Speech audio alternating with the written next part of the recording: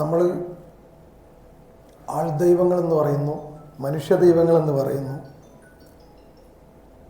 ശ്രീരാമൻ ഒരിക്കലും ഒരാൾ മനുഷ്യദൈവം എന്ന് പറഞ്ഞിട്ടില്ല. കൃഷ്ണനെ മനുഷ്യദൈവം എന്ന് പറയുന്നില്ല. ശിവനെ മനുഷ്യദൈവം എന്ന് പറയുന്നില്ല. ശിവന് 2 കാലുകളും 2 കൈകളും എല്ലാം ഉണ്ട്, അല്ലേ?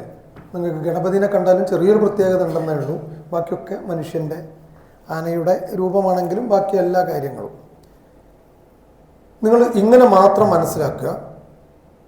ഭഗവാന് പോലും ഒരു നിയോഗമുണ്ട്. മറ്റൊരു ശിവൻ ഇതുവരെ ഉണ്ടായിട്ടില്ല, ഉണ്ടാവുകയുമില്ല. അത് അയാൾക്കുള്ള നിയോഗമാണ്. ഒരു കൃഷ്ണൻ രണ്ടാമത് ജനിക്കണമെന്ന് നിങ്ങൾക്ക് കരുതാൻ പോലും പറ്റില്ല, ജനിക്കുകയുമില്ല. കാരണം കൃഷ്ണൻ ഒരു അവതാര ലക്ഷ്യമുണ്ടായിരുന്നു, ശ്രീരാമൻ ഒരു അവതാര ലക്ഷ്യമുണ്ട്. അതൊക്കെ പ്രപഞ്ചത്തിൻ്റെ സൃഷ്ടികളാണ്. ഈ ബ്രഹ്മാണ്ടം തീരുമാനിക്കുന്നതാണ്. ഇപ്പം ശിവൻ്റെ ഗുരു ആരാണ്? ബ്രഹ്മാണ്ടമാണ്. അപ്പം നമ്മുടെ പ്രപഞ്ചത്തിനൊരു സത്യമുണ്ട്. ഓരോ ജന്മത്തിനും ഒരു നിയോഗമുണ്ട്. ബാബയ്ക്കൊരു നിയോഗമുണ്ട്, അമ്മയ്ക്കൊരു നിയോഗമുണ്ട്. അങ്ങനെ ഓരോ ആളുകൾക്കും ധർമ്മ സംസ്ഥാപനാർത്ഥം നീ അവിടെ പോയി ഡ്യൂട്ടി എടുക്കുക എന്നുള്ളതാണ്. ഒരു ഓഫീസിൽ ക്ലർക്കുണ്ട്, പിയൂണുണ്ട്, അതിൻ്റെ മുകളിലുള്ള ആളുകളുണ്ട്. വില്ലേജ് ഓഫീസിൽ വില്ലേജ് ഓഫീസറുണ്ട്, അതിൻ്റെ മുകളിൽ ഡെപ്യൂട്ടി തഹസിൽദാരുണ്ട്, തഹസിൽദാരുണ്ട്. ആ രൂപത്തിൽ ഞാൻ അതിനെ ചെറുതാക്കല്ല.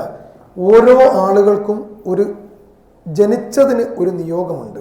അത് കൃത്യമായി ഭഗവാൻ പറയുന്നുണ്ടല്ലോ. ഓരോ ആളുകൾക്കും കൃത്യമായ നിയോഗമുണ്ട്. ഒരു സ്വാമി വിവേകാനന്ദൻ ഇനി ഒരിക്കലും ഉണ്ടാവില്ല. പക്ഷെ സ്വാമി വിവേകാനന്ദൻ 1000 ഇരട്ടിയുള്ള ആളുകൾ ജനിച്ചു കഴിഞ്ഞിട്ടുണ്ട്. നമ്മൾ ശ്രദ്ധിക്കുന്നില്ല എന്ന് മാത്രം. അദ്ദേഹത്തിൻ്റെ പ്രവർത്തന മേഖല ആ രീതിയിലായതുകൊണ്ട്, അന്നത്തെ കാലത്തായതുകൊണ്ട് സ്വാമി വിവേകാനന്ദൻ ഫേമസ് ആവുന്നത് എവിടെ നിന്നാണ്? ചിക്കാഗോ പ്രസംഗത്തിലൂടെയാണ്, അല്ലേ?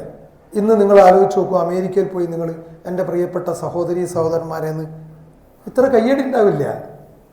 ലോകത്തിൽ ആദ്യമായിട്ട് ഇന്ന് നിങ്ങൾ പോയിട്ട് my dear brothers and sisters എന്ന് പറഞ്ഞു നോക്കൂ, നിങ്ങൾ ഒരു കയ്യടി ഉണ്ടാവും, നിലയ്ക്കാത്ത കയ്യടികളെ ഉണ്ടാവില്ല. ആ കാലഘട്ടത്തിൽ അതിൽ പ്രത്യേകത ഉണ്ടായിരുന്നു. നമ്മൾ രമണ മഹർഷിയുടെ കാലഘട്ടം ശ്രദ്ധിക്കാൻ തുടങ്ങി. ആ കാലഘട്ടത്തിൽ ഉണ്ടായിരുന്നു. 100 വർഷം കഴിയുമ്പോൾ നിങ്ങൾ ഇന്ന് ചോദിച്ചതുപോലെ വേറൊരാൾ ചോദിക്കും, ഇവർക്കൊരു പ്രത്യേകത ഉണ്ട്, ഇപ്പം എന്താ ഇവിടുത്തെ ആളുകൾ ജനിക്കാത്തതെന്ന്. അങ്ങനെ ഒരുപാട് ആളുകളുണ്ട്, അങ്ങനെ ജനിച്ച ഒരുപാട് ആളുകളുണ്ട്. അവരുടെ പ്രവർത്തന മേഖല പല രൂപത്തിലാണ്. മഹാത്മാഗാന്ധി ഉണ്ട് ഒരു രൂപത്തിൽ, വേറൊരു രൂപത്തിൽ അബ്ദുൽ കലാം ഉണ്ട്, അവരുടെ പ്രവർത്തന മേഖല വേറെയാണ്. അങ്ങനെ ഓരോ ആളുകൾക്കും അത് ജനറ്റിക്കാണ്. അവരെ ജനറ്റിക് എന്ന് ഞാൻ ഇവിടെ ഉദ്ദേശിച്ചത് ആത്മീയപരമായ ഭാഷ എന്ന് വെച്ചാൽ ഓരോ ആളുകൾക്കും ഒരു നിയോഗമുണ്ട്. വിവേകാനന്ദൻ്റെ നിയോഗമല്ല ഇന്ന് ബാബയ്ക്ക് ഉണ്ടായിരുന്നത്, ശ്രീ സത്യസായി ബാബയ്ക്ക് ഉണ്ടായിരുന്നത്. വിവേകാനന്ദൻ്റെ അല്ലെങ്കിൽ ഷിർദി സായിബാബയുടെ നിയോഗമല്ല സ്വാമി വിവേകാനന്ദൻ ഉണ്ടായിരുന്നത്.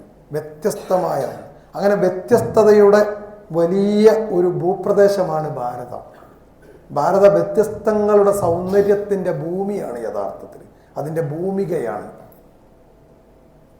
നാനാത്വത്തിൽ ഏകത്വമാണ് അതിൻ്റെ സൗന്ദര്യം എന്ന് പറയുന്നത്. ഒരു പൂന്തോട്ടത്തിൽ വിവിധ പൂക്കൾ വിരിഞ്ഞു നിൽക്കുന്നത് പോലെയുള്ള സൗന്ദര്യമാണ് ഇവർക്കൊക്കെ ഉള്ളത്. വ്യത്യസ്തമായ പൂക്കളാണ്, വ്യത്യസ്തമായ സൗരഭ്യങ്ങളാണ്. അതാണ് ഇന്ത്യയെ, ഭാരതത്തെ മറ്റുള്ള രാജ്യങ്ങളിൽ നിന്ന് വേർപെടുത്തുന്നത്.